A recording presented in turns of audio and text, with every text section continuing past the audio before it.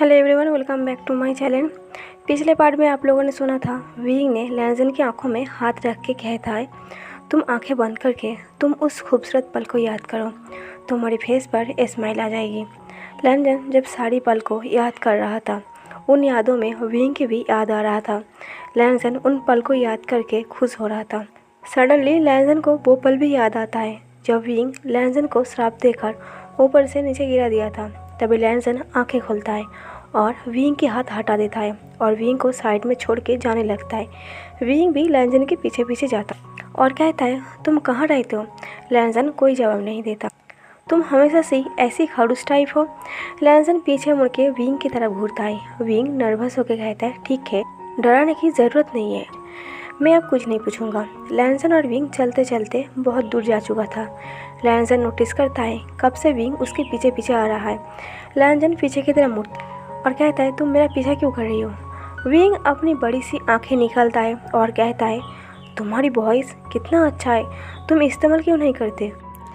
Wing की बात सुन के लैंजन विंग से क्वेश्चन लुक से देखता है। विंग कहता है, मतलब तुम बात क्यों नहीं करते हो? तुम बहुत कम बात करते हो। लैंजन कहता है, नॉनसेंस बातें बंद करो, आधी रात को तुम्हें यहाँ नहीं आना चाहिए था और तुम मेरा पीछा करना बंद करो और घर वापस जाओ। विंग कहता है, किसने कहा मैं तुम्हारा पीछा कर रहा हूँ? मैं जंगल में कुछ खाने के लिए ढूंढ रहा हूँ। मुझे ज़ोर से भूख लगी है। मेरे बाबा ने खाना देने से मना किया है। भूख मिटाने के लिए कुछ सेब या फिर अमरूद मिल जाए, मेरा भूख मिट जाएगा। पर मुझे लगता है मैं नहीं, तुम मेरा पीछा कर रही हो। लैंजन कहता है, मैं एक ढंग का पेड़ ढूंढ रहा हूँ जहाँ मैं आराम से सो सकूं। ऐसा कह के लैंजन फिर से चलने लगता है। विंग फिर से लैंजन के पीछे पड़ते हुए कहता है, तुम लोगों का घर नहीं होता? तभी लैंजन को अपने डैड की याद आता है और सोचता है, कल वो अपनी डैड से ज़रूर मिलने जाएगी। लैंजन अपने डैड के बारे में सोचते हुए खो गया था। कुछ टाइम बाद लैंजन नोटिस करता है विंग गायब है। लैंजन थोड़ा सा डर जाता है और विंग को ढूंढने लगता है, क्योंकि लैंजन को यही डर था कहीं बेन जाओ फिर से विंग को हर्ट करने की कोशिश ना करे या फिर विंग कोई खतरे में ना पड़ जाए। लैंजन विंग को इधर उधर ढूंढने लगता है। काफ़ी ढूंढने के बाद लैंजन विंग को एक जगह पर मिल जाता है जहाँ विंग एक लंबी सी पेड़ से फूट तोड़ने की कोशिश कर रहा है। ये देख के लैंजन राहत की सांस लेता है। लैंजन देखता है पास में एक तालाब था। लैंजन उस तालाब के पास जाता है और उस तालाब के पानी से अपना फेस को देखता है। लैंजन अपना चेहरा देखते हुए खो गया था और बस खुद के ही चेहरा देखता है। उसके लाइफ क्या से क्या हो गया। लैंजन सोचता है, जिसे मैं पानी समझ रहा था आखिर वो तो एक रेत निकला। तभी विंग कहता है, हे वैम्पायर, क्या तुम मेरी मदद करोगे फूट तोड़ने में? लैंजन कुछ ना कह के उसी पेड़ की डाली में सो जाता है। वो पेड़ काफ़ी बड़ा था और लैंजन के सोने के लिए कंफर्टेबल था। विंग तो हैरान हो जाता है और कहता है, तुम कैसा इंसान हो, कम से कम कुछ फूड तो दे दो, तुम इसी पेड़ के डाल में सोई हुई हो। लैंजन कहता है, तुम भूल रही हो मैं एक वैम्पायर हूँ, मेरे पास इंसानों जैसा दिल नहीं है।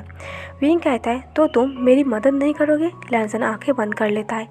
इससे विंग को सब पता चल जाता है वो उसकी मदद नहीं करेगी। विंग जानबूझ के जूता खोल के लैंजन के ऊपर फेंकता है, जो जूता सीधा लैंजन के मुंह पे जाके लगता है। लैंजन आंखें खोलता है और जूते को हाथ में लेता है।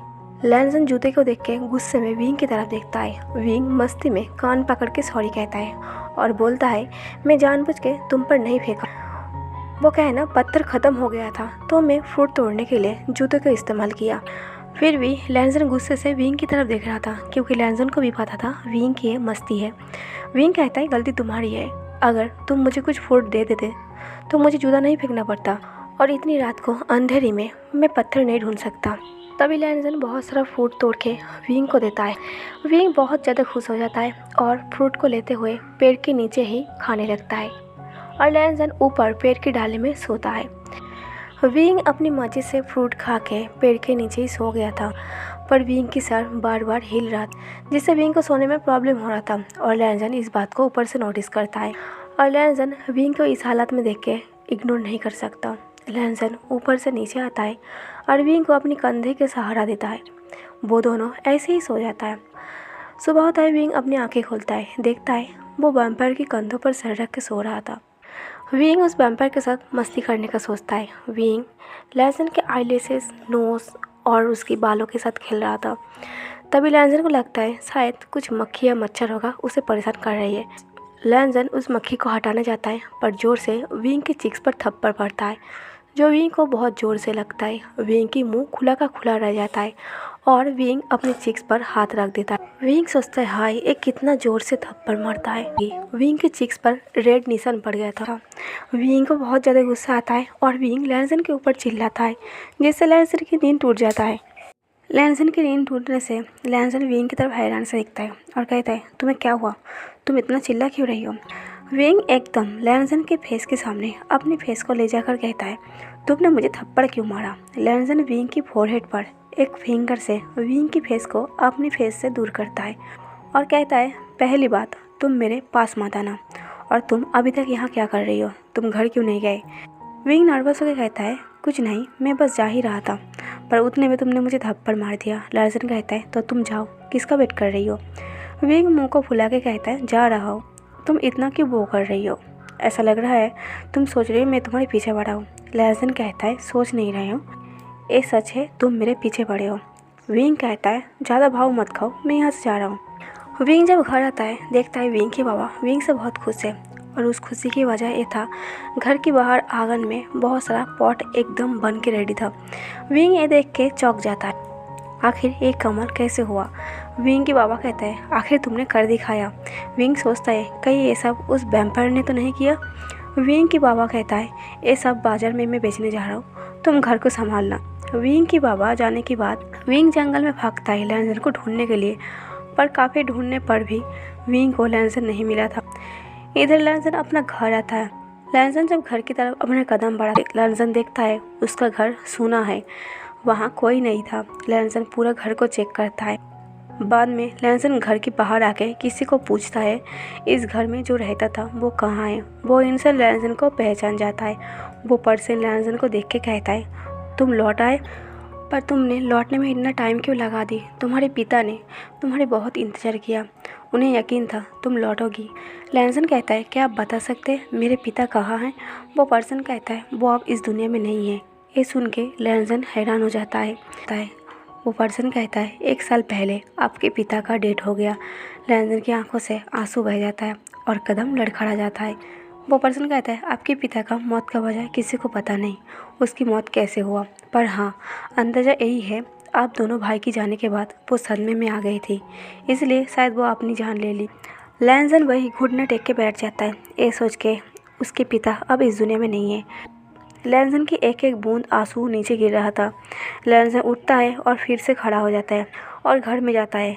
घर के हर एक कोने में जाके अपनी बचपन से लेके अब तक का सारी यादों को याद करता है। कैसे उसके पिता बार बार ये कहता था उस प्रिंस के पीछे मत पड़ो, पर वो अपने पिता की बात नहीं मानी और इसका नतीजा यही हुआ, उसने अपने पिता को खो दी। लैंसन आंखें बंद करता है और कुछ ही सेकंड में विंग के पास आता है। लैंसन बहुत गुस्से में था। विंग सो रहा था। लैंसन गुस्से में आके नींद की हालत में विंग की गला दबा देता है और दर्द की वजह से विंग आंखें खोलता है, देखता है वो वैम्पायर उसकी गला दबा के रखा है। विंग लैंसन के हाथ को अपने गले से हटाने की कोशिश करता है, पर लैंसन बहुत स्ट्रांग था। काफ़ी स्ट्रगल करने के बाद भी विंग लैंसन के हाथ को हटा नहीं पा रहा था। विंग के हाथ पैर ठंड पड़ रहा था और आंखों से आंसू बह रहा था। विंग कुछ बोल नहीं पा रहा था और बस लैंसन के फेस को देखता है। विंग की आंखें स्टे रह गया था। तभी विंग को अपनी पिछले जन्म की बातें याद आने लगता है, एक एक करके सारी बातें। विंग को जब सारी बातें याद आता है विंग दर्द में ही स्माइल करता है, क्योंकि उसके सामने लैंसन था, उसकी लैंसन। विंग को और कुछ नहीं सूझ रहा था, बस लैंसन को अपनी आंखों के सामने देख के खुश हो रहा था। विंग कैसे भी करके बस धीरे से कहता है लैंसन। तभी लैंसन की पकड़ ढील पड़ता है और गुस्सा धीरे धीरे कम होने लगता है, पर विंग उतने में ही आंखें बंद कर लेता है। लैंसन अपने आप से हार जाता है, उससे ये नहीं होगा, वो विंग को तो अपने हाथ से नहीं मार पाएगा। लैंसन सोचा था वो विंग को जान से मार देगी, पर उसके लिए ये नामुमकिन था और सोचता है वो बहुत कमज़ोर है, उसके साथ इतना कुछ होने के बाद भी वो विंग को चोट पहुंचा नहीं सकता, उससे ये सब नहीं होगा। विंग को बेहोश हालात में छोड़ के लैंसन वहाँ से चला जाता है। अब 2 से 3 दिन हो गया था। होश में आने के बाद विंग लगातार लैंसन को जंगल में ढूंढ रहा, पर लैंसन जैसे सपनों की जैसा गायब हो गया था। विंग बार बार फ्लूट प्ले कर रहा था, पर फिर भी लैंसन नहीं आ रहा था। विंग सोचता है शायद उसके फ्लूट में अब वो बात नहीं है जो पहले हुआ करता था। सब कुछ याद आने के बाद विंग पहले से थोड़ा सीरियस हो गया था। विंग लैंसन की खोज में जंगल में भटक रहा था। तभी बेंचाओ आता है। बेंचाओ को देख के विंग कहता है, तुम यहाँ? बेंचाओ कहता है, मैं तो हर रोज़ यहाँ आता हूँ, बस तुम मुझे पहचान नहीं पाए। विंग कहता है, अब तो मैं प्रिंस भी नहीं रहा, तो तुम मुझसे क्या चाहते हो? बेंचाओ कहता है, बदला। विंग कहता है, बदला किस बात का? मैंने तुम्हें नहीं जानता था, ना उस दिन से पहले ना उस दिन के बाद। मैं तुमसे कभी मिला भी नहीं हूँ, तो तुम मुझसे किस बात का बदला चाहते हो? बेंचाओ कहता है, शायद तुम्हें पता नहीं है, तुम दोनों के जाने के बाद तुम्हारी फैमिली एक दूसरे से मिलने लगे थे। मतलब जियान चैन और लैन कुरान, उन दोनों में रिश्ता बन रहे थे। और लैन कुरान को काफ़ी कुछ पता चल गया था प्रिंस के बारे में। और लैन कुरान के पास एक बुक भी था जिसे मुझे चाहिए था। मैं उसे बार बार मांग रहा था, वो नहीं दे रहा था, और लैन कुरान ने उस बुक को डिस्ट्रॉय कर दिया। इसलिए मैं बदला लेना चाहता हूँ। मैंने एक को तो मार दिया, अब तुम्हारी बारी है। मैं तुम्हें मार के ज़िंदगी भर जियान चैन को रुलाने वाला हूँ। और अब तो लैंसन भी रोने वाला है, क्योंकि उसकी पिता भी इस दुनिया में नहीं रही है, वो भी मेरी वजह से। विंग कहता है, बेंचाओ, तुमने सारी बेशर्मी की हद तोड़ दी। तुमने ऐसा क्यों किया? हमारे पेरेंट्स लोग हमेशा यही कोशिश करता है सभी दुनिया में शांति बने रहे, और तुम उस शांति को तोड़ना चाहते हो। बेंचाओ कहता है, एक ज्ञान की बातें मुझसे मत करो। विंग कहता है, तुम मुझे मारना चाहते हो, मार दो, मुझे कोई अफसोस नहीं है।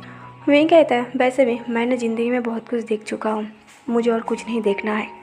बस आज तुम मुझे छोड़ दो, मुझे लैंसन से एक बार मिलना है। मैं बस उससे एक बार मिल लूँ, उसके बाद तुम मुझे मार देना, मुझे कोई अफसोस नहीं होगा।